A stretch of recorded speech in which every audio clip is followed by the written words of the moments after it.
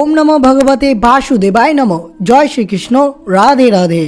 श्रीराम जय राम जय जय राम। तो भक्तबिंदगण आजकेर भिडियोटी रयेछे आज 6 एप्रिल पालित हयेछे रामनवमी, जा हिंदू धर्मावलम्बीদের কাছে একটি গুরুত্বপূর্ণ উৎসব। এই দিনটি ভগবান শ্রীরামের জন্মবার্ষিক উপলক্ষে পালিত হয়। প্রতি বছরের মতো এই বছর রামনবমী চৈত্র মাসের শুক্লপক্ষের নবমী তিথিতে পালিত হয়। আর এই দিনটি চৈত্র নবরাত্রির শেষ দিন, তাই রামনবমী রাম নবরাত্রি হিসেবে পরিচিত। এই বছর রামনবমী 6 এপ্রিল রবিবার ভারত জুড়ে পালন করা হবে। তাই অবশ্যই এই দিনটি আপনাদের জন্য অত্যন্ত একটি গুরুত্বপূর্ণ দিন, কেননা এই দিনে ভগবান শ্রীরামচন্দ্রের জন্ম হয়েছিল। কারণ ভগবান বিষ্ণুর সপ্তম অবতার এই রাম। তাই অবশ্যই রামনবমীতে আপনারা মনে রাখবেন বাড়িতে কিভাবে প্রদীপ জ্বালাবেন, আর এই রামনবমীতে কোন কাজটি করলে আপনার সৌভাগ্যের দ্বার খুলে যাবে। আর অবশ্যই মনে রাখবেন এই রামনবমীতে 10টি কাজ ভুলেও করবেন না। আর কি কি খাবার খাবেন, কি কি খাবার খাবেন না, তা অবশ্যই বিস্তারিতভাবে আলোচনা করা হবে এই ভিডিওটির মাধ্যমে। তাই অবশ্যই আপনাদের ভিডিওটি সম্পূর্ণরূপে ভক্তি, ভালোবাসা, শ্রদ্ধা দিয়ে শ্রবণ করতে হবে এই ভিডিওটি। আর চ্যানেলে নতুন হয়ে থাকলে দয়া করে চ্যানেলটিকে সাবস্ক্রাইব করবেন, লাইক করবেন, কমেন্টে ভক্তি, ভালোবাসা, শ্রদ্ধা দিয়ে জয় শ্রীরামের জয় লিখে দিতে ভুলবেন না। তো অবশ্যই ভিডিওটি শুরু থেকে শেষ পর্যন্ত ভক্তি সহকারে শ্রবণ করুন। রামনবমী 2025 পালিত হবে রবিবার, অর্থাৎ 6 এপ্রিল 2025। এটি সাধারণত হিন্দু চন্দ্র মাসের চৈত্রের নবম দিনে উদযাপিত হয়। রামনবমী একটি হিন্দু ধর্মের বিরাট বা পবিত্র ধর্মীয় উৎসব। অযোধ্যার রাজা দশরথ ও রানী কৌশলা সন্তান দেবতার রামের জন্মগ্রহণ উদযাপন করেছিলেন।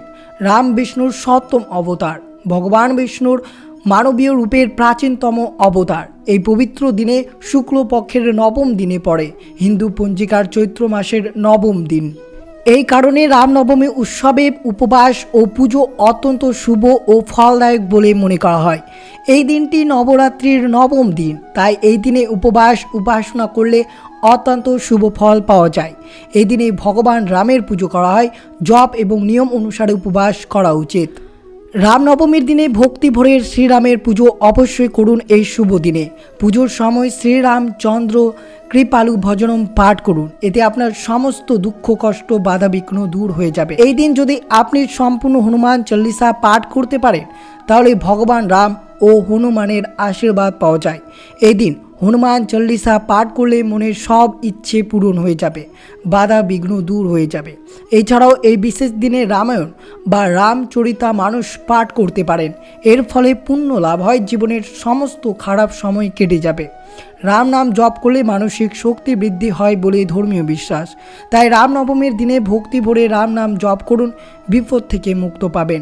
এছাড়াও এই দিন রামের কৃপা লাভ করতে রাম রক্ষা স্তোত্র পাঠ করতে পারেন। ধর্মীয় বিশ্বাস অনুযায়ী এতে আপনার জীবনে অনেক সমস্যা নিমিষেই দূরীভূত হয়ে যাবে শ্রী রামচন্দ্রের কৃপায়। পুরাণে বলা রয়েছে রমন্তে সর্বত ইতি রাম, যার অর্থ রাম যিনি সর্বত বিরাজ করেন। মহাবিশ্বের রক্ষক হলেন ভগবান বিষ্ণু। তিনি ধর্মের অধোগতি রোধ করতে অযোধ্যায় রাজা দশরথের পুত্র রাম রূপে অবতীর্ণ হয়েছিলেন। বিশ্বাস করা হয়েছে রামনবমীতে মর্যাদা পুরুষোত্তম রামের পুজো করলে জীবনে খ্যাতি এবং সৌভাগ্য নেমে আসে, বাড়ে সুখ ও সমৃদ্ধি। বলা হয় যে এই রামের উপাসনা করলে সকল ভক্তের জীবনে ইতিবাচক বজায় থাকে, যে কোনো কাজ বিনা বাধায় সম্পন্ন হয়ে যায়। তাই জন্য অবশ্যই এই দিনে আপনাদের খুবই শক্তিশালী এবং পূর্ণ মন্ত্রটি তুলে ধরছি, এইগুলো অবশ্যই এই দিনে জপ করবেন। এগুলো উচ্চারণ করলে সংসারে নেমে আসবে শান্তি, ঝরে পড়বে বিপুল অর্থ। অবশ্যই প্রথম যে মন্ত্রটি জপ করতে পারেন, ওম শ্রী রামা নমঃ, ওম শ্রী রামা নমঃ, ওম শ্রী রামা নমঃ। এই মন্ত্রটি আপনাকে এই দিনে রামের উপাসনা করে 108 বার জপ করতে পারেন।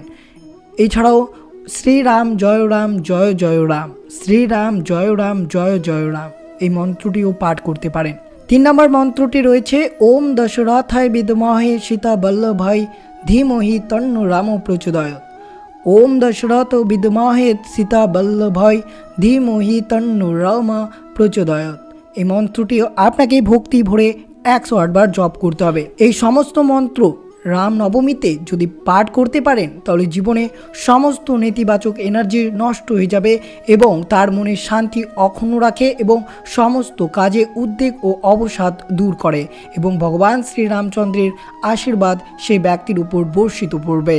মনে রাখবেন, রামনবমী ব্রত রামের ভক্তদের জন্য বাধ্যতামূলক এবং অন্যদের জন্য ঐচ্ছিক। এটি পঞ্জিকায় অত্যন্ত প্রসঙ্গিত ব্রতগুলির মধ্যে, যা একটি মানুষের পাপ ধ্বংস করতে পারে, এমনকি মুক্তি প্রদানও করতে পারে। পূর্ব রাত থেকে উপবাসের মাধ্যমে ব্রত শুরু করতে হবে। এই শুভ তিথিতে নবমীর দিনে ভক্তকে উপবাস চালিয়ে যেতে হবে, অর্থাৎ এই দিনে রামজির মন্দিরে উপস্থিত থাকতে হবে, পুজোতে হোম করতে হবে, রাম মন্ত্র জপ করতে হবে এবং এই দিনে রাত্রি জাগরণ করার বিধান রয়েছে শাস্ত্রে। ব্রত শেষ হওয়ার পর তিনি উদারভাবে প্রদত্ত অন্যান্য উপহারের সাথে মূর্তিটি অবশ্যই করতে পারেন। কিভাবে উপবাস থাকবেন? 3 ধরনের উপবাস রাখতে পারেন এই শুভ তিথিতে। দুপুর পর্যন্ত উপবাস, অর্থাৎ পুজোর সমাপ্তির পর উপবাস ভঙ্গ করতে পারেন। দিনে মাত্র একবার আহার করতে পারেন। অবশ্যই যদি আপনারা 24 ঘন্টা ব্রত যদি সম্পূর্ণ করতে না পারেন তাহলে অবশ্যই আপনারা দিনে একবার অবশ্যই খাবার গ্রহণ করবেন। ফলমূল খেয়ে থাকতে পারবেন, কিন্তু মনে রাখবেন পঞ্চরবি শস্য কিছুতেই গ্রহণ করবেন না এই শুভ দিনে। মধ্যরাত পর্যন্ত উপবাস, অর্থাৎ রাত 12টার পর আপনারা উপবাস ভঙ্গ করতে পারেন। এবং অবশ্যই মনে রাখবেন, চৈত্র মাসের প্রথম দিন থেকে শুরু করে 9 দিন ধরে অনেক ভক্ত নবরাত্রি উপবাস করে থাকেন। উপবাসের সময় একবার খাবার খেলে, যেমন ফল বা ফলের রস আপনারা খেতে পারেন। যদি পূর্ণ খাবার খান তাহলে অবশ্যই হলুদ বা রসুন, আদা, পেঁয়াজ, ফল, যে কোনো ধরনের সবজি। মনে রাখবেন, এই দিনে আপনারা পেঁয়াজ, রসুন এইসব খাবার মোটেও গ্রহণ করবেন না। দই, চা, কফি, দুধ, জল অনুমোদিত রয়েছে, কিন্তু চা না খাওয়াই ভালো, শাস্ত্রে বর্ণিত রয়েছে। অনেকেই বিশ্বাস, ভগবান বিষ্ণু পৃথিবীতে মানব অবতার রূপে জন্ম নিয়েছিলেন অসুরদের অত্যাচার শেষ করার জন্য। বিশেষ করে লঙ্কার রাজা রাবণকে শাস্তি দেওয়ার জন্য মানব রূপে মর্তে এসেছিলেন বিষ্ণু। রাবণ ছিলেন বরপ্রাপ্ত, ভগবান তার বিরুদ্ধে লড়াই করে টিকতে পারতেন না, তাই বিষ্ণু মানুষ রূপে পৃথিবীতে আসেন। পৃথিবীতে ধর্ম রক্ষার জন্য রাবণকে যুদ্ধে পরাজিত করেন তিনি। সেই যুদ্ধে রাবণ প্রাণও হারান। রাম ভক্তদের কাছে রামের এই বিজয় ধর্মযুদ্ধ জয়ও বটে, তাই তারা রামনবমীর দিনটি খুব নিষ্ঠা নিয়ে পালন করেন। এই দিনে পুজো করলে যা হয়, অনেক ভক্ত বিশ্বাস করেন এই দিনে নিষ্ঠা দিয়ে পুজো করলে মনের যে কোনো আকাঙ্ক্ষা পূরণ হয়। ভগবানের কৃপায় সব ধরনের সংকট থেকে রক্ষা পাওয়া যায় এই দিনে পুজো করলে। অনেকেই রামনবমীর দিনে ভগবান রামের সঙ্গে দেবী দুর্গার পুজো করেন, সেই ক্ষেত্রে সব ধরনের বিপদ থেকে রক্ষা পাওয়া যায় বলে বিশ্বাস রয়েছে। রামনবমীর আচার অনুষ্ঠান: খুব সকালে, অর্থাৎ খুব ভোরে ঘুম থেকে উঠে অবশ্যই পবিত্র নদীতে স্নান করতে পারলে অত্যন্ত শুভ হতে পারে আপনাদের জন্য। যদি পবিত্র নদীতে না যেতে পারেন তাহলে অবশ্যই বাড়িতে 1 বালতি জলে সামান্যটুকু গঙ্গা জল মিশিয়ে আপনারা স্নান করবেন। পরিষ্কার কাপড় পরিধান করবেন, পারলে অবশ্যই হলুদ বস্ত্র পরিধান করা অত্যন্ত শুভ হতে পারে সেই ভক্তের জন্য। এই দিন অবশ্যই ভগবান সূর্যকে জলে দুধ নৈবেদ্য মিশিয়ে নিবেদন করবেন। তুলসী পাতা, পদ্ম ফুল, চন্দন, গঙ্গাজল, ফুল, ধান বা চাল ইত্যাদি প্রয়োজনীয় পুজো সামগ্রী দিয়ে ভগবান রামের উপাসনা অবশ্যই এই শুভ দিনে আপনাকে করতে হবে। প্রভুর জন্য অবশ্যই যদি পারেন তাহলে হলুদ মিষ্টান্ন, হলুদ ফুল অবশ্যই নিবেদন করবেন, কিন্তু মনে রাখবেন প্রভু রামের নৈবেদ্য অবশ্যই তুলসী পাতা নিবেদন করবেন। ভগবান রামকে হলুদ রঙের পোশাক অর্পণ করবেন এবং তার কপালে তিলক লাগান। আপনি পরিবারের সদস্যের কপালে অবশ্যই এই শুভ দিনে তিলক লাগাতে পারেন। পুজো শেষ হয়ে গেলে প্রসাদ বিতরণ করে প্রত্যেক সদস্যদের মধ্যে অবশ্যই এটি নিবেদন করবেন এবং প্রত্যেকেই সেই প্রসাদ গ্রহণ করবেন। ভগবান রামের ভক্তরা এটিকে অত্যন্ত শুভ দিন হিসেবে বিবেচিত করেন। তারা এই গোটা দিনটিতে ভগবান রামের কাহিনী শোনেন। এই দিনে রাম মূর্তি পুজো করা হয়। ভক্তরা নদী ও জলাশয়ে পবিত্র ডুব দেন। ভক্তরা ভগবান রামকে সন্তুষ্ট করতে তার কাছে নিজেকে উৎসর্গ করার জন্য এই দিনে উপবাস করেন। ভক্তরা ভগবান রামের কীর্তন এবং ভজনে নিজেকে জড়িত রাখেন। তো অবশ্যই জানবেন যে সকল ভক্তরা ভক্তি, ভালোবাসা, শ্রদ্ধা দিয়ে এই দিনটি উদযাপন করবেন, রামনবমীর দিনটি, তারা অবশ্যই বেশ কয়েকটি কাজ আপনাদেরকে এড়িয়ে চলতে হবে। প্রথমত, রামনবমীর দিন কিছু কিছু কাজ রয়েছে যেগুলো সম্পূর্ণরূপে নিষিদ্ধ রয়েছে। প্রথমত রয়েছে পুজোর সামগ্রী। রামনবমীর দিনে ভগবান রামের পুজো করার সময় বাসি বা শুকনো ফুল ব্যবহার করা যাবে না। কোনো ফুল বা ফল অবশ্যই ক্ষতগ্রস্ত থাকলে সেই ফুল বা ফল ব্যবহার করা একবারে উচিত নয়। অশুভ কাজ: রামনবমীর দিনে কোনো ধরনের অশুভ কাজে লিপ্ত হওয়া উচিত নয়। কারোর সম্পর্কে খারাপ কথা বলা যাবে না, কাউকে ছোট করা যাবে না, কোনো মহিলাকে অপমান করা যাবে না এই শুভ তিথিতে। খাবার, এই দিনে অবশ্যই মনে রাখবেন রসুন, পেঁয়াজ, মাংস, অ্যালকোহল, কোনো ধরনের নেশা জাতীয় দ্রব্য এই দিনে একবারে গ্রহণ করা উচিত নয়, নইলে পরিবারে অমঙ্গল নেমে আসতে পারে। অবশ্যই সেই বিষয়ে আপনাদেরকে মনে রাখতে হবে। এই দিনে দোলনার ওপর রাম মূর্তি রাখা অত্যন্ত শুভ। এই দিনে উপোস করলে সংসারে সুখ সমৃদ্ধি অবশ্যই আসবে। ঘুম থেকে ওঠার পর দেবতাকে অগ্র নিবেদন করা ভুলবেন না। এই দিনে অযোধ্যায় গিয়ে সরুয়া নদীতে যদি পারেন তাহলে ডুব দিলে অতীত বর্তমানের সমস্ত পাপ ডুবে যাবে। এই দিন কাউকে ঠকাবেন না, সর্বদাই নিজের সৎ থাকবেন, কুশ্চিন্তা করবেন না। এই দিন তরকারিতে পেঁয়াজ বা আদা দেবেন না।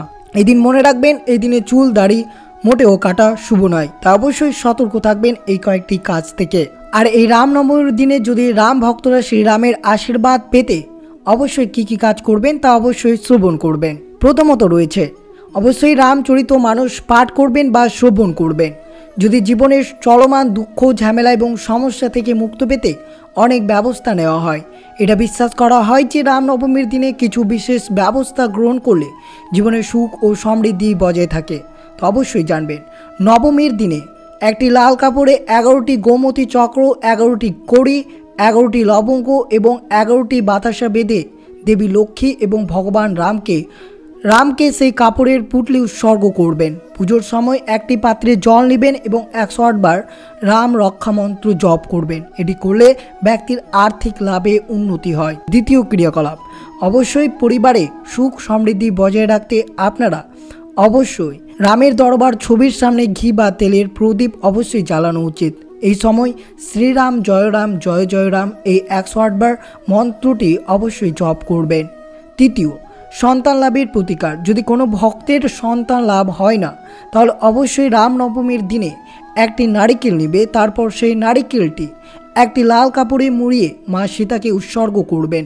পুজোর পর ওম নমঃ শিবায় মন্ত্রটি 108 বার অবশ্যই জপ করবেন। চতুর্থ, যদি কোনো ব্যক্তি রোগমুক্তি থাকতে চান, অর্থাৎ যদি কেউ রোগে আক্রান্ত থাকেন, তাহলে রামনবমীর দিনে অর্থাৎ সন্ধ্যায় শ্রী হনুমানের মন্দিরে অবশ্যই যান এবং হনুমান চল্লিশা পাঠ বা শ্রবণ করুন। এটি করলে ব্যক্তি রোগ থেকে মুক্ত পেতে পারেন। পঞ্চম, বিবাহের বাধার প্রতিকার, যদি ব্যক্তির বিবাহের কোনো বাধা থাকে তাহলে অবশ্যই রামনবমীর সন্ধ্যায় ভগবান রাম এবং মা সীতাকে হলুদ, সিঁদুর এবং চন্দন নিবেদন করবেন। এটি করলে বিবাহে আসা বাধা সমস্ত কেটে যাবে এবং সেই বাড়িতে অর্থাৎ সেই ভক্তের ওপর রামজির কৃপা বর্ষিত পড়বে। তো অবশ্যই আপনারা 6 এপ্রিল রবিবার রামনবমীর দিনে যে সমস্ত ক্রিয়াকলাপ এবং যে সতর্ক বার্তা আপনাদের সাথে তুলে ধরা হলো তা অবশ্যই আপনারা নিয়মিত পালন করবেন, দেখবেন অবশ্যই প্রভু রামজির কৃপা সেই পরিবারের উপর বর্ষিত পড়বে। আর অবশ্যই আজকের দিনে একটি বার হলেও শ্রবণ করবেন রামনবমীর ব্রত কথাটি, যেটি শ্রবণের ফলে আপনার শত শত বাধা বিঘ্ন দূরীভূত হয়ে যাবে এবং যে কোনো কর্মে খুব সহজেই সাফল্য অর্জন করতে পারবেন। প্রথমত অবশ্যই কমেন্টে ভক্তি ভালোবাসা শ্রদ্ধা দিয়ে জয় শ্রীরাম অবশ্যই লিখে দিতে ভুলবেন না। শ্রী রামনবমী ব্রত কথা। এক সময় পদ্মজনী ব্রহ্মাকে মহিষী সনক প্রশ্ন করেছিলেন ও জানতে চেয়েছিলেন যে কিভাবে দশরথ ও কৌশলার শ্রীরামচন্দ্রের মতো পুত্র লাভ করেছিলেন। উত্তরে ব্রহ্মা বলেছিল যে মহারাজ, দশরথ ও কৌশলা দীর্ঘদিন পুত্রাদি লাভ না করায় বড় চিন্তিত ছিলেন। তারা দুইজনে একসময় পুত্র লাভের আশায় ভগবান সদাশিবের আরাধনা করেন। পুত্র শোকে কাতর ওই দুইজন ভক্তিতে ভগবান সদাশিব খুবই সন্তুষ্ট হয়েছিলেন এবং তাদের কাছে এসে তাদের কি কামনা তা জানতে চেয়েছিলেন। উত্তরে তারা দুইজন বলেছিলেন যে কি করলে তারা পুত্র লাভ করতে পারবে তার উপায় তিনি বলেছিলেন। এই কথা শুনে ভগবান সদাশিব বলেছিল যে তারা যদি পুত্রেষ্ট যজ্ঞ করে তাহলে স্বয়ং নারায়ণকে সন্তান হিসেবে পাবেন। এই কথা শুনে মহারাজ দশরথ পুত্রেষ্টি যজ্ঞ করলেন। তার কিছুদিন মধ্যে কৌশলা গর্ভবতী হলেন এবং সঠিক সময়ে শুভলগ্নে চৈত্র মাসের শুক্লপক্ষের পূর্ণবর্ষু নক্ষত্রে নবমী তিথিতে স্বয়ং নারায়ণ শ্রীরামচন্দ্র রূপে জন্মগ্রহণ করলেন দশরথের গৃহে। এই কথা শোনার পর মহিষী সনক ব্রহ্মাকে এই ব্রতের নিয়ম জানতে চাইলে ব্রহ্মা বললে ব্রত পালনের আগের দিন নিরামিষ খেয়ে সংযমী হয়ে তৃণশয্যায় শয়ন করতে হয় পরের দিন সকালে উঠে স্নান করে শুদ্ধাচারে সংকল্প করে প্রথমে কৌশলা, তারপর দশরথ ও পরে রামচন্দ্রের পুজো করতে হয়।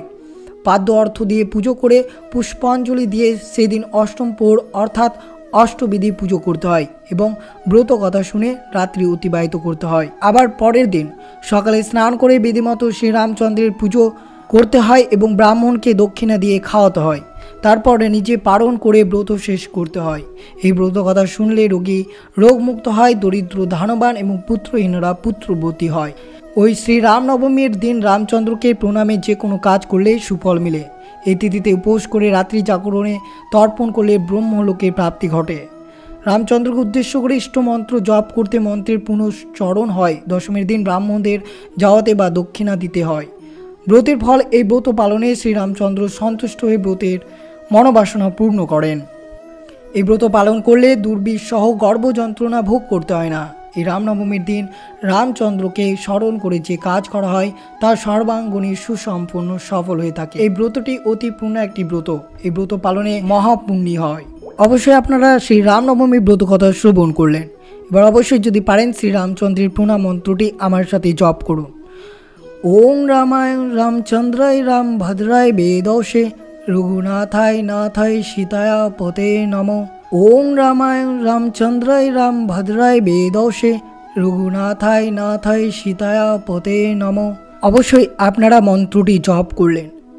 চৈত্র নবরাত্রির রামনবমী মন্ত্র জপে কাটবে বাস্তুদোষ থেকে গ্রহদোষ।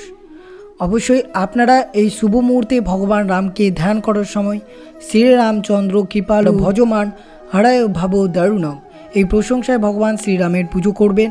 এতে আপনার জীবনের সকল দুঃখ কষ্ট দূর হয়ে যাবে এবং সর্বদাই ভগবান শ্রীরামচন্দ্রের কৃপা আপনার পরিবারে বর্ষিত থাকবে। যদি আপনার জীবনে কোনো সংকট বা বিপর্যয় আপনাকে ছেড়ে না যায়, তাহলে রামনবমীর দিন রামায়ণ বা রামচরিতমানস পাঠ করুন। এতে করে আপনার জীবনের সকল ঝামেলা দূর খুব সহজেই দূরীভূত হয়ে যাবে শ্রী শ্রী রামচন্দ্রের কৃপায়। তো অবশ্যই আপনারা আজ 6 এপ্রিল রবিবার 2025 পালিত হয়েছে রামনবমী। এই রামনবমীর দিন অবশ্যই আপনারা এই ভিডিওটি আপনারা শ্রবণ করলেন। শ্রবণের ফলে আপনার অবশ্যই সকল মনোবাঞ্ছনা পূর্ণ হবে এবং যে কোনো কর্মে করার আগে অবশ্যই ভগবান শ্রীরামকে স্মরণ করবেন। আর অবশ্যই ভিডিওটি আপনার আত্মীয় ভক্ত ও বন্ধুদের সাথে অবশ্যই শেয়ার করবেন।